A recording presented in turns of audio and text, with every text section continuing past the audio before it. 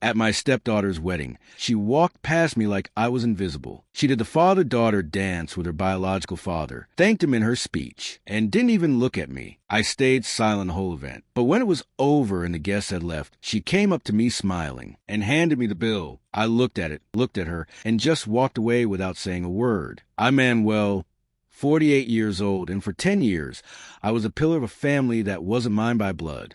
It all started when I met Laura at a support group for single parents. I didn't have kids, but went because a friend asked me to tag along. Laura was there for Carolina, her 14-year-old daughter, a quiet girl with a heavy past. I approached Laura because she seemed to need someone, and after a few talks, I felt something special. It wasn't love at first sight, but a spark that grew over time.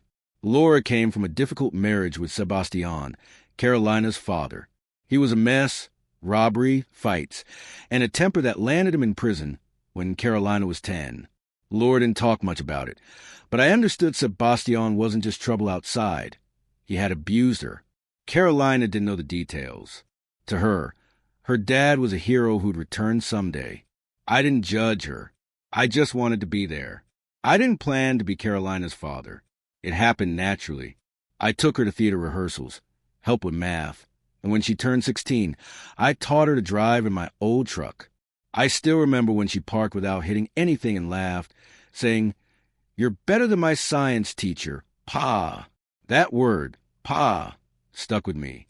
It was the first time I truly felt like her father. Over the years, I became her support. When she got into college, I helped with applications and paid part of her tuition when scholarships fell short. Laura worked long hospital shifts, so it was often just Carolina and me, talking about her plans in the kitchen. I never asked for anything in return. To me, she was my daughter, even if we didn't share blood. Everything changed a month ago. Sebastian got out of prison. Laura learned about it through a lawyer's email and grew tense. "I don't want him near us," she said quietly. I tried to calm her, but I knew trouble was coming. Carolina, however, got a message from her dad and lit up. "He's coming to my wedding, Pa. My dad will be there." I smiled, but a knot formed in my stomach. Carolina was engaged to Michael, a calm guy I met at a family dinner. They planned a simple wedding by a lake. I offered to pay for most of it. I'm not rich, but I had savings and wanted Carolina to have a special day. I handled the catering, the flowers, everything. Laura helped with details, but Carolina started pulling away, spending more time with Sebastian, who, according to her, was changing. I tried not to take it personally. He was her biological father. I told myself, but it hurt when she ignored my messages or canceled plans to be with him. Laura told me not to interfere. Carolina had always idealized her dad and didn't know what he'd done to them. I tried to understand, but I felt like forgotten furniture. The days before the wedding were chaos. Sebastian showed up unannounced with his confident smile, spinning redemption stories. Carolina looked at him like he was a star. I saw a man with no job or clear plans.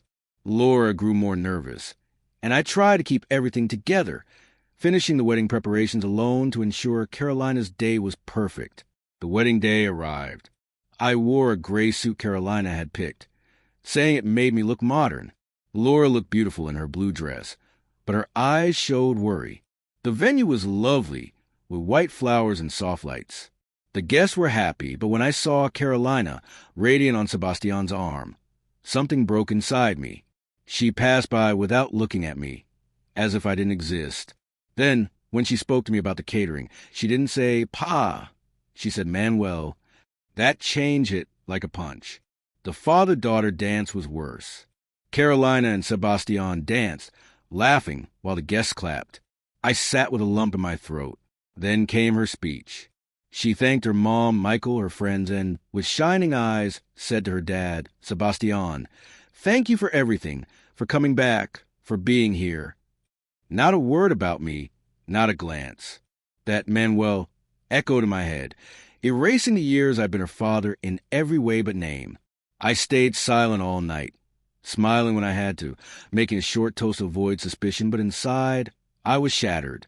After years of being there, paying for her things, being her father in all but name. I was reduced to a name, nothing. When the party ended, the guests left. Laura was exhausted, and Sebastian had vanished. I was picking up some things when Carolina approached with a smile. "Manuel," she said, handing me an envelope. "Here's the wedding bill." "Thanks."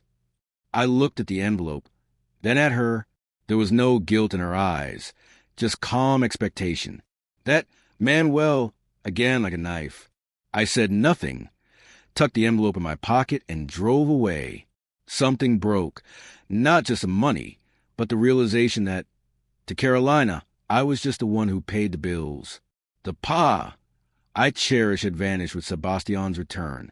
I decided not to pay the bill. I couldn't keep giving everything to someone who saw me this way. I didn't know that decision would unleash a storm. The following days were a silent hell. I returned home to Laura, but we barely spoke. She noticed my silence but didn't ask. I think she was trapped in her own fears with Sebastian back, like a lingering shadow. I buried myself in routine, work, home, sleep.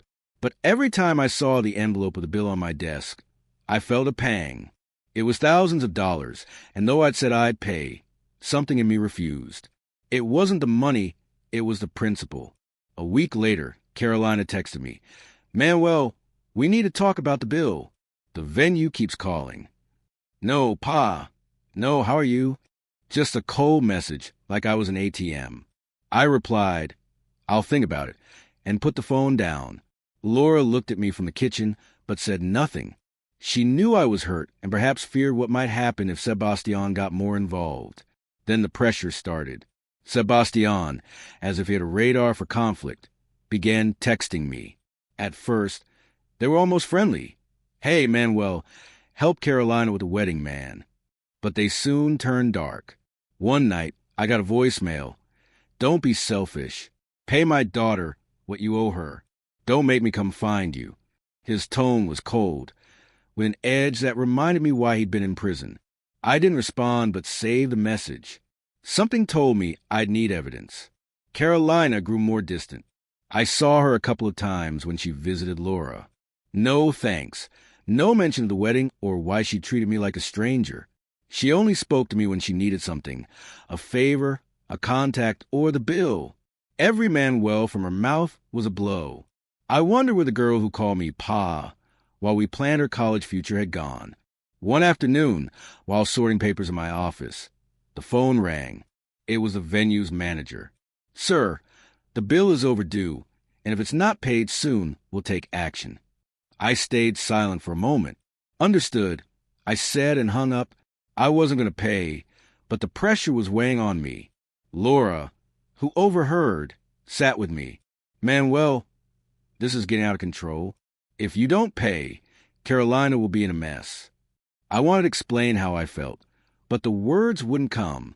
I just said, "She erased me, Laura. I can't keep being her solution."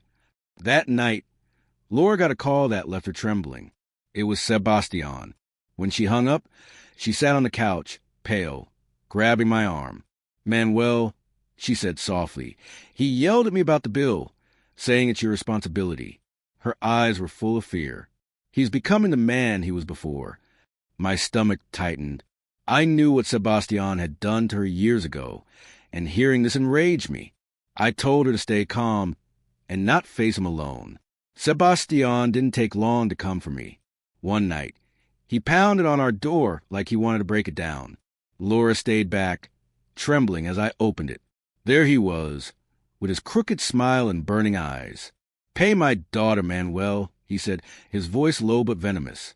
"I don't owe you anything," I replied, trying to stay calm. Laura stepped forward, her voice shaky. "Sebastian, leave." He didn't even look at her. "This is with him, Laura. If you don't pay, you'll see what happens." I shut the door before he could say more, but his shouts lingered outside. Laura was terrified. She told me Sebastian had been showing up at her workplace, waiting outside the hospital, watching her. "I haven't told Carolina," she said. "I don't want her to think her dad's a monster." But I knew Carolina would have to face the truth soon. Meanwhile, Sebastian's messages kept coming. "Think about Carolina," said one. "I'll find you," said another. I started recording everything in case things escalated. Carolina texted again, more desperate. "Manuel, please, I can't pay this alone. Michael and I are drowning." For a moment, I felt guilt, but then I remembered her speech, the Manuel instead of Pa, and the guilt faded. I told her I couldn't help now, that I needed time, but the truth was I didn't want to give in, not after everything. A week later, things got ugly. I was leaving work when I saw Sebastian in the parking lot, not alone this time. A big guy was with him, someone I didn't know. "Manuel," Sebastian said, approaching with a calm that didn't fool me. "Let's talk." "There's nothing to talk about," I replied, trying to pass. The other guy blocked my way. "Pay the debt, friend," he said, crossing his arms. My pulse raced, but I didn't back down. "I'm not your friend, and I don't owe anyone anything." Sebastian stepped closer, almost touching me. "You're making a mistake," he whispered. I don't know how I kept my cool, maybe adrenaline or exhaustion. "If you touch me, you're in bigger trouble than you already are," I said, staring him down. For a second, I saw doubt in his eyes. Then he laughed and left with his friend, but I knew it wasn't over. That night, I spoke with a lawyer friend, Tom. I told him everything. The wedding, the bill, the threats, what Laura had said about Sebastian. "Manuel, this is serious," he said. "Keep everything, messages, recordings. If this guy crosses a line, we can report him." I followed his advice, documenting every call, every message, but the pressure didn't stop. Carolina texted again, her tone surprising me. "I didn't expect this from you, Manuel. I thought you were different." Those words hurt, but not as much as her silence at the wedding. A few days later, Laura called from the hospital, nearly crying. "Manuel," Sebastian came again. He grabbed my arm, so hard it left a bruise. He said if I didn't convince you to pay, it'd get worse. I was furious, but told her not to confront him, that I'd handle it. That night, I reviewed the recordings and messages. I had enough for a harassment complaint, but I wanted to wait for Sebastian to make a bigger mistake. The venue manager called again. The debt had gone to a collection agency, and Carolina was in legal trouble. I felt bad, but I couldn't give in. It wasn't just the money. It was the message. I couldn't keep being the one who always gave without receiving anything. Laura, however, was increasingly nervous. "Manuel, this is affecting Carolina, but it's also affecting me. I don't know how much more I can take of Sebastian," she said one night. I tried to calm her, but inside, I was just as lost. One night, as Laura and I were at home, someone threw a rock through our window. The glass shattered and Laura screamed. I ran outside, but no one was there. On the ground near the window, I found a paper with one word: pay. I had no doubt who it was from. I called the police, but without direct evidence. They only took my statement. I showed them the messages and recordings, and they said I could file a harassment complaint. I considered it, but decided to wait. Sebastian was on the edge, and I wanted to catch him when he had no way out. Carolina texted again. The wedding debt was crushing her, and without my help, she couldn't afford college. Michael was working, but it wasn't enough. I felt torn. Part of me wanted to help her for the years we'd shared, for the pa I once was, but another part, still stinging from her rejection, told me I couldn't keep doing this. One night, Laura and I talked late. "Manuel, you can't carry this alone," she said. "Carolina made a mistake, but she's young, and Sebastian has always been poison." Her words hit hard. I didn't want to be the bad guy, but I couldn't keep being the one who always gave. I decided I needed time, but fate had other plans. A few days later, I got an email from Carolina. It wasn't cold like before. It seemed broken. "Manuel, I don't know what to do. The debt is killing me, and Michael, and I can't keep going like this. I know I hurt you, and I'm sorry." For the first time, I felt a glimpse of Carolina I knew, but I didn't respond. It still hurt too much. Sebastian didn't stop. Laura told me she'd seen him lurking near the house, watching from a distance. "I haven't told Carolina," she said. "I don't want her to think her dad's a monster." But I knew the truth would come out soon. I met with Tom again, and he said with the evidence I had, we could keep Sebastian at bay. But the problem wasn't just him. It was Carolina, Laura, and the weight of a crumbling family. I didn't know what to do. I wanted to help Carolina out of the mess, but the pain of her rejection, the Manuel instead of Pa, held me back. I was trapped between loyalty to the family I'd built and the instinct to protect myself. Things were about to get much worse. A few days after Carolina's email, everything spiraled. I was at home, trying to sort my thoughts, when Laura called from the hospital, her voice trembling. Manuel, Sebastian came again. He cornered me in the parking lot, grabbed my arm, and said if we didn't pay the debt, he'd make us both regret it. She'd managed to break free and run to the hospital, but was terrified. I didn't tell Carolina, she whispered. I can't keep hiding this. My blood boiled. Sebastian wasn't just coming for me. He was hurting Laura again. That night, I decided I couldn't wait anymore. I called Tom and told him the latest. Manuel, this is enough for a restraining order, he said. With the messages, recordings, and Laura's testimony, we have a solid case. He asked me to gather everything and for Laura to be willing to testify. When I told Laura, she hesitated. If Carolina finds out, she'll hate me, she said, tears in her eyes. But she agreed, knowing Sebastian wouldn't stop. Meanwhile, Carolina texts again, her message almost a cry for help. Manuel, the collection agency is threatening to sue. I can't lose my credit, my future. Please help. For a moment, I felt the Carolina who called me Pa. But then I remembered her speech, her indifference, and the pain returned. I didn't respond. I couldn't let my emotions win. Not after everything. Then Sebastian crossed the final line. It was a Friday night, and I was leaving the office when I saw him waiting in the parking lot. This time he was alone, but his eyes held a rage I hadn't seen before. Manuel, I gave you plenty of chances, he said, approaching fast. Before I could react, he shoved me against my car. I didn't hold back this time. I pushed him back, and we started grappling. I'm not a fighter, but adrenaline gave me strength. Bystanders shouted, and someone called the police. Within minutes, 2 patrol cars arrived, and Sebastian was handcuffed for assault. As they put him in the car, he glared at me. This isn't over, he spat. But with his record, I knew he wouldn't get out soon.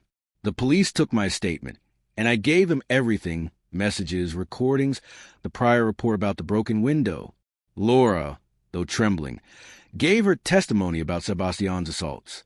With that, the prosecutor filed charges for assault and harassment, and Sebastian was sent to jail to await trial. His past sank him. There was no way he'd get out quickly. Carolina found out the next day. She called me, crying, Manuel, why did you do this? He's my dad. I lost my patience. Your dad is a danger, Carolina. Your love for him blinds you, but he's hurt your mom and me. I'm not your bank, and I won't keep taking this. I hung up, shaking. Laura looked at me from the living room, a mix of sadness and relief in her eyes. You did what you had to, she said, but her voice was broken. The following days were a whirlwind. The wedding debt still haunted Carolina, and I heard from Michael that she was on the verge of a breakdown. She couldn't afford college, and the collection agency was pressing her. I felt torn. Part of me wanted to let her face the consequences, but another part, the one that remembered our years together, couldn't abandon her. I talked to Laura, and she said something that changed everything. Manuel, I know she hurt you, but Carolina isn't Sebastian. She's still the girl you raised. Don't punish her for her father's mistakes. Those words hit hard. I spent a sleepless night thinking. Finally, I acted, but not like before. I went to the venue and negotiated with the manager. I paid half the debt, enough to get the collectors off Carolina's back. I also wrote a check to cover 1 semester of her college, but I didn't do it for her. I did it for the version of me who believed in the family I'd built, for the Pa I once was. I went to Carolina and Michael's apartment. She opened the door, eyes red from crying. Manuel, she said, and for the first time in months, her voice softened, as if she wanted to say, Pa. I gave her the check and explained what I'd done. This is the last time, Carolina, I said. Pay half the debt, and this is for school. But I can't keep being the one who bails you out. You erased me from your life, and I won't forget that. She tried to speak, tears streaming. Manuel, I'm sorry. I didn't know what I was doing. I was so excited about my dad that I pushed you aside. But you're my family. I shook my head. Not anymore, Carolina. I need to protect myself. I turned and left. Michael, in the living room, said nothing, but I saw in his eyes that he understood. When I got home, Laura was waiting. You did the best you could, she said, hugging me, but I didn't feel better. I'd lost something I couldn't recover, the trust in the family I'd built. The months that followed were tough. Carolina tried contacting me a few times, but I didn't respond. It wasn't spite, it was exhaustion. Laura and I stayed together, but something had changed. She understood my decision, but sometimes I saw her looking at old photos of Carolina, and I knew she was broken inside. Sebastian was sentenced to 2 years for assault and harassment. I heard Carolina visited him in prison, but I didn't care. He wasn't my problem anymore.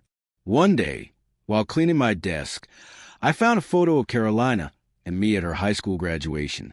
She was smiling, and I had an arm around her, proud. For a moment, I felt a lump in my throat, but then I remembered the Manuel at the wedding, the envelope with the bill, and I put the photo in a drawer. I couldn't go back. I decided to focus on myself. I started working on projects I neglected, spent more time with friends, and even joined a gym.